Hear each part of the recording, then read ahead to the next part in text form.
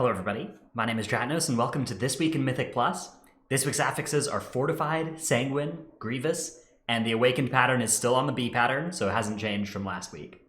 This week is a pretty good week for groups pushing high keys, but for mid-level keys, for players that are, pugging in Group Finder, this is going to be a tough week on healing. Healing in particular on any Grievous week is always a challenge.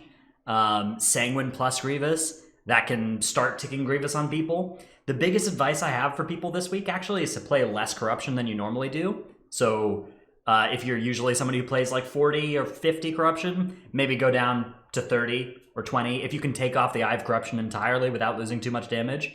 Eye of Corruption is much more lethal this week than on other weeks because it starts ticking that Grievous, and then it'll represent way more damage than it actually does up front. And similarly, you're often in a spot where, a thing from beyond can mean that you're not going to be healed out of Grievous for a long time. So that's the biggest change I'd make to your normal play this week. I think if you can get away with it, if it doesn't hurt your damage too much, just take off your worst couple pieces of corrupted items and go down to, an Eye of Corruption that's small enough that you can get out of, or even no Eye of Corruption at all. All right, so let's go dungeon by dungeon, take a look at all these. As always, you can find my routes. They'll be in the description below, but they're on Radar.io every week. So Atal'Dazar, Grievous, there's a couple of tough spots here. Grievous Volkal, pretty tough boss fight. Grievous Fortified, Reanimated Honor Guards, which you kind of can't really avoid fighting one of these unless you're willing to fight multiple obelisks with the last boss, which, if you can handle that, you can handle one of these. That can be a really tough point as well this week. I would recommend fighting one boss with the last boss, so the one that is most out of the way is this spider here, or you could also fight the fear guy. Either of them, you could avoid their spire entirely and fight them with the last boss.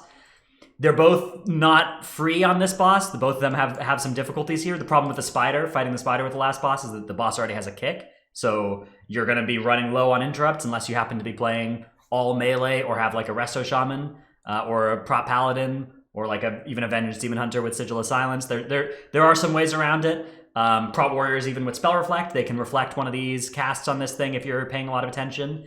But if you don't have a comp like that, or if you don't have the ability to communicate kicks really well, if you're kind of just YOLOing kicks, there are a lot of kicks involved when you're fighting Yasma and the Spider at the same time. So you may instead want to do the Spire as part of your route.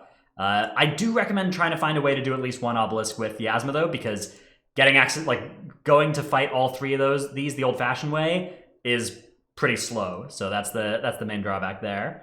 If you're going to use any snap spots in Atal'Dazar this week, which is a strategy that involves jumping on somewhere where the mobs can't normally run to, and then they'll just all teleport there, that's normally a very popular way to handle these swords. You can check out my channel. I have a video called What is Snapping, where I explain how it works and how to do it. It's a very popular strategy against these enemies. You have to be really careful though on Sanguine though, because if you start getting Sanguine on your snap spot, then it kind of defeats the purpose. So many groups this week are snapping things on, and then they're snapping them back off again as they're getting low, so that they won't all die into a big Sanguine pool that heals a couple back up to full. It's a great Freehold week. Fortified Freehold. Eudora is on our side, so this boss fight gets pretty easy. Sanguine, not too bad in here. It's a pretty wide open dungeon, so you can usually leave it in places that aren't going to be too bad. Do want to be careful when you're killing trash before fighting this boss. You want to leave the boss area clear. Same in this area. Try and put your Sanguine towards the edges of the room, the outside that you're not going to need. And again, I'd recommend fighting an enemy with the last boss here, an awakened enemy. This one, a very common route is to just do the spider here with the last boss. That works out really well because he doesn't really do anything above 60% health. He has a lot less mechanics. So you can just focus down the spider before you push his phase, and that can work pretty well. You do really want to be careful here that you don't pull these things in the middle of the boss fight. So, you interrupt it once and then you kind of pull it back over towards this little wooden area and you hang out and fight the boss over here. King's Rest, you're going to want to watch out for the minions of Zul. They drop Sanguine when they die. So that can be, if these things come in, these ones are usually less of a problem, but if these ones come in at an unexpected time, that can do really bad things to you. Other than that, it's mostly just going to be Grievous that is going to make the boss fights pretty tricky, even on Fortified. And Grievous Fortified Shadow of Zul is a huge healing throughput check for your healer and your tank. So depending on your healer-tank combo, you may want to use Bloodlust on this. If you have a strong, geared tank or healer or both, you may not need the Bloodlust here, and you can instead get some more efficient Bloodlusts. on like Dazar and Trash over here or something. But if you don't have that, or if your tank is pretty bad at handling the magic damage, like Prot Warriors, for instance, are notoriously have a hard time with Shadow Azul here. If you have a healer that can't really, pump throughput into your tank forever, that's going to be a problem for you. And so you Bloodlust to get through this.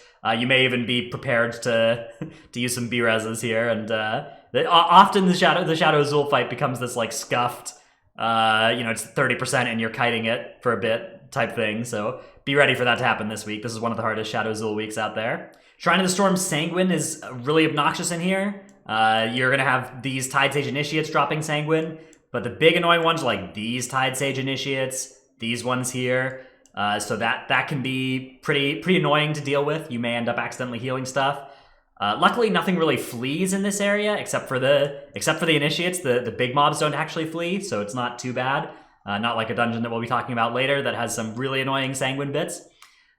Grievous here as well, you gotta watch out for. It's not too bad if your group is avoiding things, but like if you let a cast go through on this boss fight, that's gonna start stacking Grievous on everybody. One thing you can do is you can jump in the Reinforcing Ward, which will really help you out against Grievous. You can do that both on this boss and on this Trash Pull. It's just a good thing to make use of. Sanguine in Siege of Boralus is really obnoxious here. There's a lot of small mobs that drop Sanguine immediately, and it can be very easy to accidentally Sanguine heal, Ashvane commanders up to full. So do be careful of that. You can use the Sanguine to your advantage if you're planning to like keep a spotter alive and you need to heal it up a little bit. You can bring it into some Sanguine, so that can actually be used to your advantage, but mostly it's a drawback. Because Grievous is active, if you do want to use a strategy that involves keeping a spotter alive for a while, you have to be really careful of your healer's mana.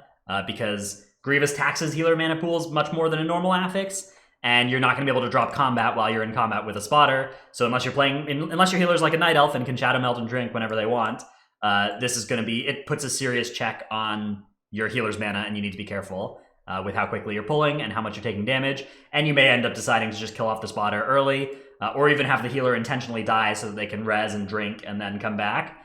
Although that usually is slower than just sitting around for a little while. It depends, though. It can be tough, is all I'm saying.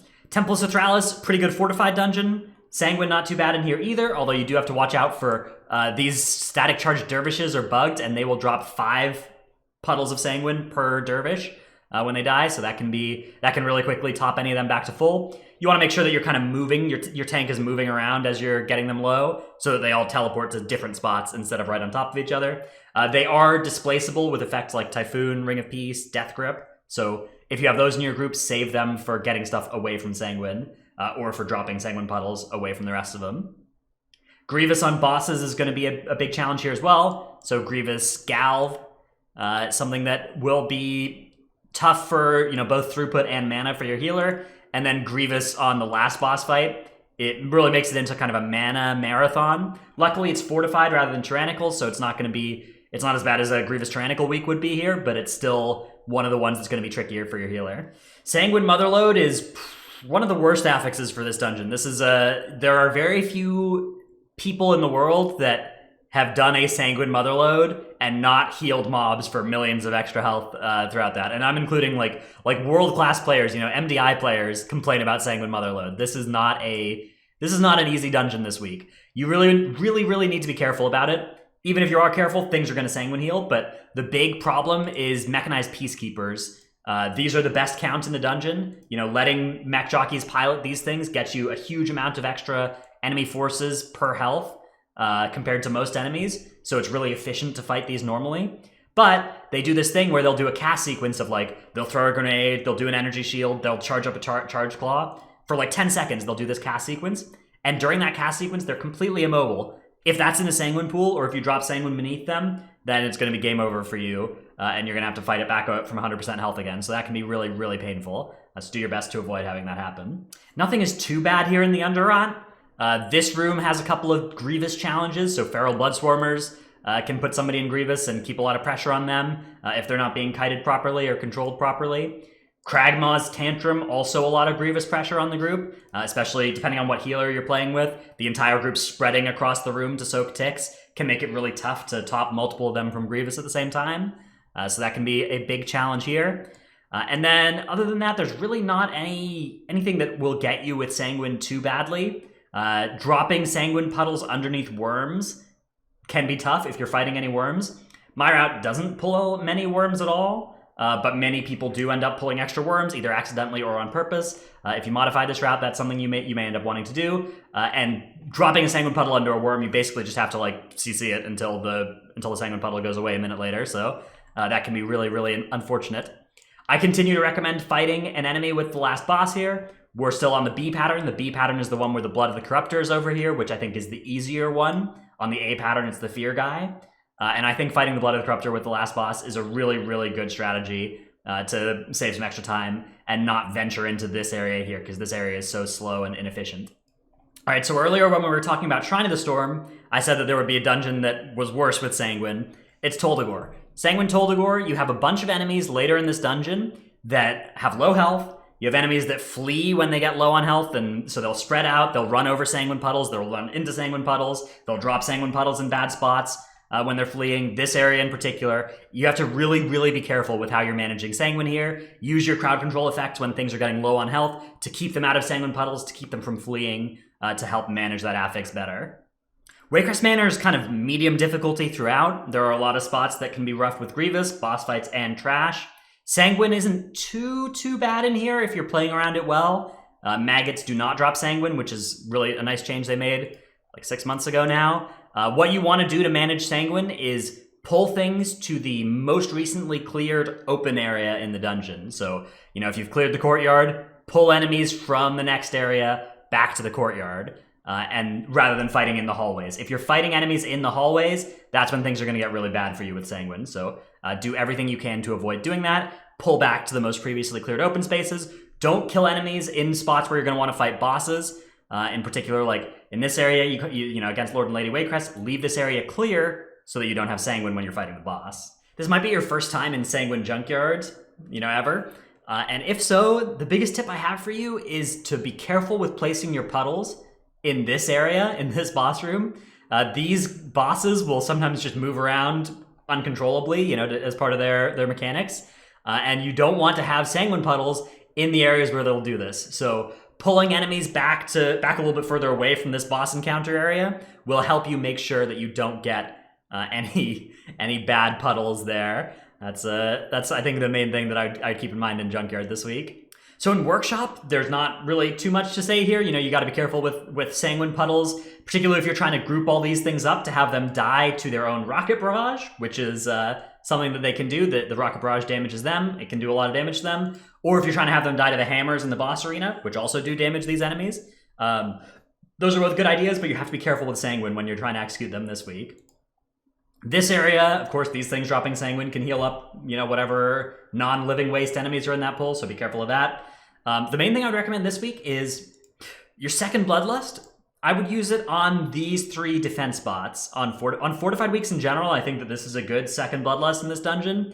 These 3 bots are pretty deadly, and so, yeah, use it there. And then, if you can, you should try and fight the Blood of the Corruptor with the last boss, rather than doing it by itself with, you know, just not even to skip anything.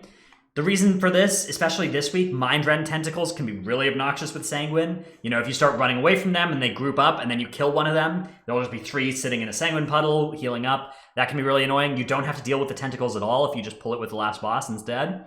The way, you do have to make sure that you have enough count before you skip to the last boss here. So the way to check this is, if you're, so the reason you would lose count doing this route is that if you've wiped to these living wastes, they'll still finish their volatile waste cast if any of them are at 0 health, and then you'll not get count from them, but they'll die and disappear. So if your count is below, if your count's like an odd number, if it's if it's below 140 out of 160 before you pull these guys, then you're going to be in trouble. So you will need to add an extra one of these robots that are patrolling here. If you're looking at percents instead of counts, let's see how much this would be. It would be, so if you're below 87.5% when you take the helicopter up here, then that's an indicator that you're going to need to pull a little bit of extra trash here. You're going to need to pull one of these robots. Otherwise, you don't need either of these robots. And all you need are these enemies. Anyways, there's Workshop. That's it for this week in Mythic Plus. Hope you enjoyed this video. Sorry it's a little bit late. I was busy moving. I'll be back next week with another one, and I'm going to keep doing This Week in Mythic Plus until we get to the point where I've already done a video for these affixes. And then I'm thinking I'm going to upgrade the series and start doing like an analysis of the week based on data from the last time that affix set was around about which like comps and specs do particularly well on that week, and those sorts of things to look into. So if that's the kind of thing you'd be interested in seeing, stay tuned. I'll be making all those things. Remember to hit like and subscribe and everything. Thanks everybody for watching. I'll see you in the next one. Bye.